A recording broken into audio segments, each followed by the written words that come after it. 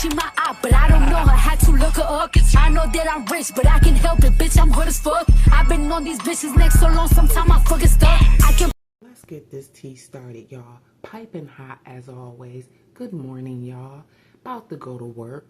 They cancel work all week, and on a Friday, they said, kids, get up and go to school. On a Friday.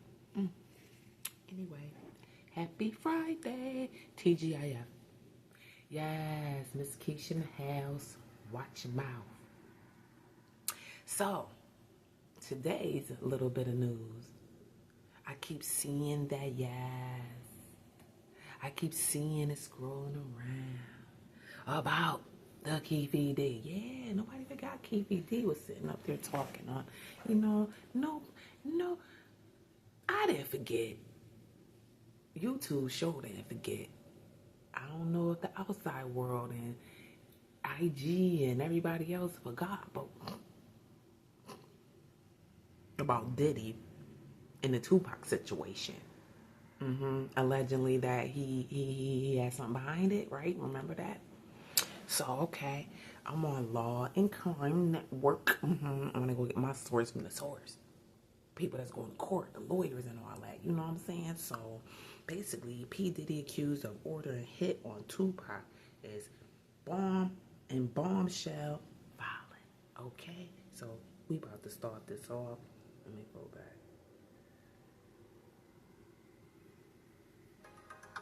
Oh, no, we can't do the commercial. Hold up, because I got to get my subscription back together because they got me doing these commercials. Nope, wrong person. Sorry, god dang it. No. I'm sorry, y'all. Hold up. Dang, I was just right there. Okay, I'm going to get it right back. Okay, here we go. Big developments in the case of Dwayne Keefe D. Davis, the man accused of orchestrating the murder of rap icon Tupac Shakur back in the 1990s. All these years later, the former gang leader is behind bars in Las Vegas and is insisting the case be thrown out. And he is implicating another music legend who's making headlines, Sean Diddy Combs. Welcome to Sidebar, presented by Law and Crime. I'm Jesse Weber. Dwayne Keefe D. Davis is said to be behind one of the most infamous killings in history. Tupac Shakur, the 90s rap superstar, was gunned down while riding in a car with Suge Knight after the Mike Tyson fight at the MGM Grand.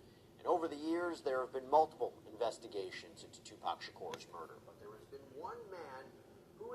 And over the years, we've been always wanting to know what really happened to Tupac. What happened that night? We get pieces and bits and stories and documentaries and all of that. But to actually have been in those days and when we want to know, just like everybody about to find out about Martin Luther King, let's keep it real. Trump done said, we're going to declassify this. We want the people to know what really happened. Ain't that something after all these years, y'all? Dang it, I'm sorry. After all these years, y'all. Yeah. So let me get back to that because that's a whole nother topic right there. A whole nother topic, y'all. Let me get on this side because for some reason, my goodness gracious. All right, y'all. Ayo, all right. Shouts to Unique Mecca. I actually was going to play yours, but I'm like, nah, I'll play Law and Order because you had a third party up there. So I'm going to go ahead and put my third party back. Seemed to implicate himself in the assassination again and again and again. Dwayne Davis, also known as Keefe D. By the way, spelled sometimes with two F's, sometimes with two E's, even sometimes that don't matter. With a Y. Gets a little bit confusing, but Keefe D. Now, Davis was reportedly the leader of a sect of the Crips street gang in Compton, California that dealt in drug sales and trafficking. Davis eventually did time in prison on drug charges in the late 90s, but since getting out, he has been more open about his apparent involvement in Shakur's death. Davis released his own tell-all book. It's called Compton Street Legend, Notorious Keefe D's street-level accounts of Tupac and Biggie murders, death row origins, Suge Knight, Puffy Combs, and Crooked Cops. And he started great. And Crooked Cops. Oh, why I never get that book? See, I'm not a big reader. I'm not going to lie. I like watching the documentaries, looking at the stuff. Nah, I think I'm about to go find that book, y'all. I'm about to go find that book. I need to go read it. Old school chick need to go sit down and read now. All right, let's go. Interviews with YouTubers who wanted the inside scoop on what happened on that night back in 1996 out in Las Vegas. So Davis and several members of his entourage. Shout to the YouTubers. Shout to the YouTubers. Big shout to the YouTubers. Yeah, they see that. They said to the YouTubers that wanted the information. Yeah, shouts to y'all now who are, and I ain't gonna lie. One of my biggest ones was Mims. Mims, where are you? Make it make sense. I missed you. Where are you, on vacation? All right, let's go. Tyson boxing fight, but afterward in the casino, messy sweet spot, Shakur had attacked Davis's nephew, Orlando Anderson. The fight had apparently been sparked by a previous beef over an alleged stolen neck chain.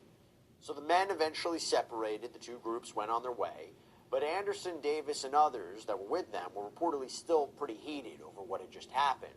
And later that night, allegedly, their plan was to target Shakur and Knight. And Knight, of course, is the head of one. So the plan, plan. They saying Diddy has something to do with the plan. The reason why allegedly, I don't want to say allegedly, because I believe, this is my belief, because I was listening to somebody else's, and it happened to be Gene Deal. Shouts to you, Gene Deal. Now they trying to say you lying. You don't talk so much down. They trying to say you lying, bro. Yo, it's about to get thick, y'all. That courtroom this year, maybe by the end of the year, going into the other new year, it's about to get thick. Gene Deal allegedly was talking about how, Diddy was stalling. Diddy was stalling. Now they trying to say, he set it up, because that's what he was telling, saying that was weird what Diddy was doing.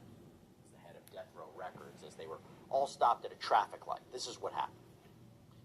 Real quick, we wanted to share a home buying hack for anyone who's interested in. Oh my God, sorry y'all. Now, in an interview with the Art of Dialogue channel, Davis said he was in the front passenger seat that night with DeAndre Big Dre Smith and Anderson in the back seat of the rented Cadillac. And what happens next? Who fired the shots? Take a listen. Dre, he was the one that was supposed to shoot, Tupac and Suge, but he got scared, right? No, he didn't really get scared. He wasn't ready for that. They was youngsters, man, kids. But once again, y'all Crips, right? So he should be used to that, right, Dre? So why was he wasn't ready for that? Everybody got a role, man. Everybody ain't killers. Everybody, you know what I'm saying? Everybody ain't gonna kill. So everybody Dre, ain't with that. Shooter? No. Okay, but he was the one that was supposed to shoot up Tupac and Suge, but for some reason he wasn't ready for it, so he gave the gun to Orlando, right? Something like that, yeah. Orlando. Don't nobody want to hear something like that. It's either he did or he didn't. You was in there. I don't even want to hear that part. I want to hear about what supposedly the Diddy part. Hold on. That the state of Nevada has failed to timely pursue these charges against Mr. Davis, failed to provide corroborating evidence to support Mr. Davis's coercive Because confession, and failed to honor y'all know, that's what I really want to hear. Him say that Diddy had something to do with it. United States government, thus substantially impairing Mr. Davis's constitutional rights. So two big arguments here. One is that the government waited too long to file the murder case. He said the government waited too long to file the murder case. By the way, though, typically speaking, you're understanding. I don't want to hear that part. Kilos of cocaine and PCP. Nope. Mr. Davis paid by any prosecuting authority. Defendant has provided no federal court order conveying immunity. Defendant, the federal government. Moreover, the agreement is next time.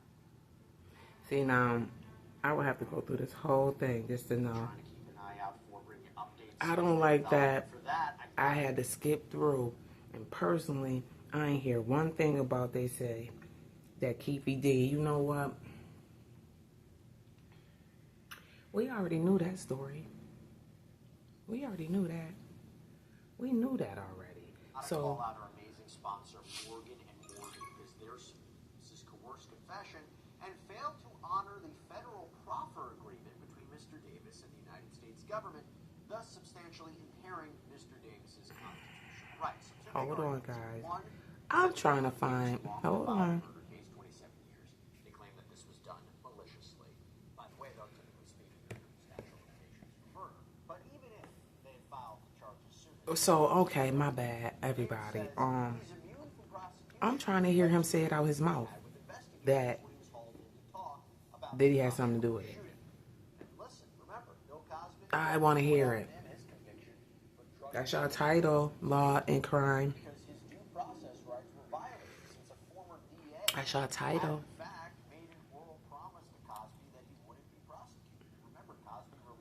But Cosby was prosecuted too.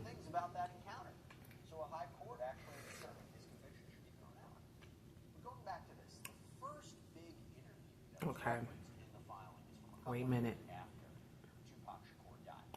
On July 16th, 1998, Mr. Davis was interviewed by Assistant United States Attorney Michael Terrell. Mr. Davis's attorney, Mr. Eddie Fayol, was present.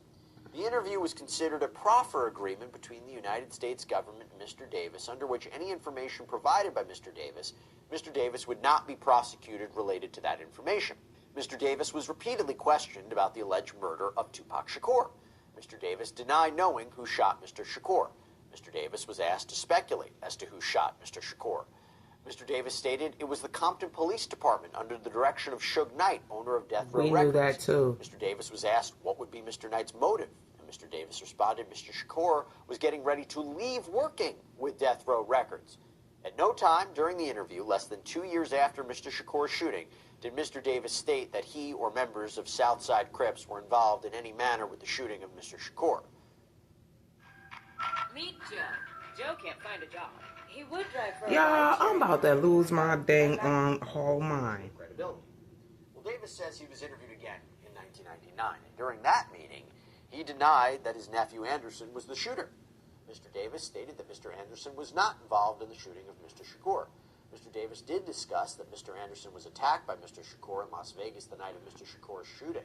Nevertheless, the decision was made to retaliate in Compton since there were so many police around in Las Vegas during the Mike Tyson fight.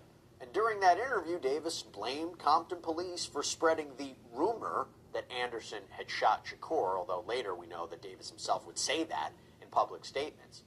But the motion to dismiss also says that Davis was offered immunity during the Biggie Smalls investigation in the early 2000s. The filing reads, the 3 LAPD and FBI agents were part of a task force to solve the shooting of rapper Notorious B.I.G., also known as Biggie Smalls, legal name Christopher Wallace. The task force, through a sophisticated criminal investigation, obtained sufficient evidence that would prove Mr. Davis was the leader of the Southside Crips and his gang was responsible for over 360 kilos of cocaine and PCP. Mr. Davis provided 3 interviews to obtain immunity from prosecution. The final interview were solely questions regarding the Tupac Shakur shooting, which Mr. Davis was also provided immunity from prosecution. So during a December 2008 interview with investigators, that is when Davis allegedly started to spill the beans about his one-time friend, Sean Combs, who he refers to as Puffy. Boom. He claims Sean Puffy Combs solicited Mr. Davis to kill Suge Knight and Tupac Shakur for $1 million.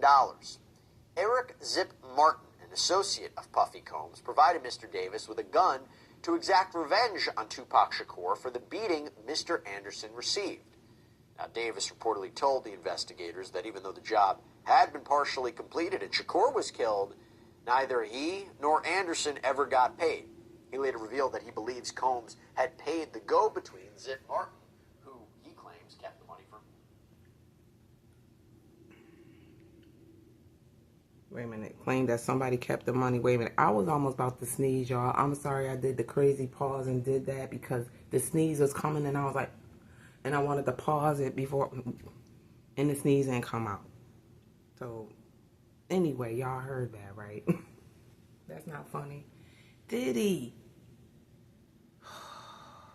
Diddy. Diddy. I hope you can pray that make this not true. I hope and pray it's not true. So you wanted this man gone. But then they say you allegedly set up big too. It's gotta come out. It's gotta come out. It's got to, y'all. Y'all have a great day. I'm out. Miss Keisha. Subscribe to your girl. Deuce.